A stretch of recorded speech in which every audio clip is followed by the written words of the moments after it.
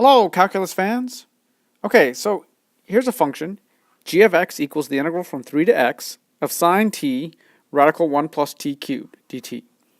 We want to find g prime of x. So since we're trying to differentiate an integral, and that integral has a variable in the upper limit, we can use part 1 of the fundamental theorem of calculus to say that g prime of x is just sine of x squared of 1 plus x cubed. Essentially, we're just plugging x into the integrand. Well, that's it. That's the answer. We're done. This is g prime. Because all we're doing is we're saying that that integral and the derivative are inverse processes of each other, so we get right back to where we started. All right, well, sometimes it does get a little more complicated.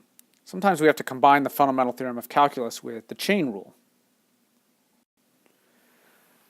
Okay, so now we'll try a new function. G of x is the integral from 1 to x to the 7th of arcsecant of t dt. We're going to find g prime of x.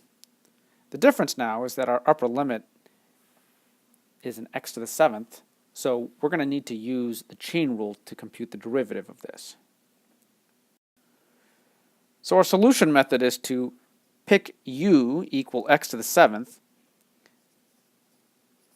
That way, we simplify this expression when we take a derivative.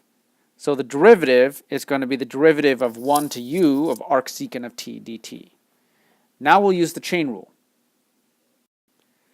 The chain rule tells us that we can differentiate the main function and then multiply by the derivative of the inside. The inside function is u. Now it's a little bit weird to think of this as being the inside of the function, but it really is.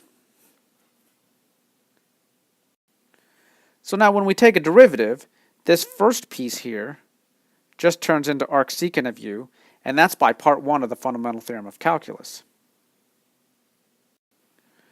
So then we put the u back in, and our final answer is going to be arcsecant of x to the 7th, and then we have to multiply by the derivative of the inside function, which is 7x to the 6th. And that's our final answer. Okay, that's all for now.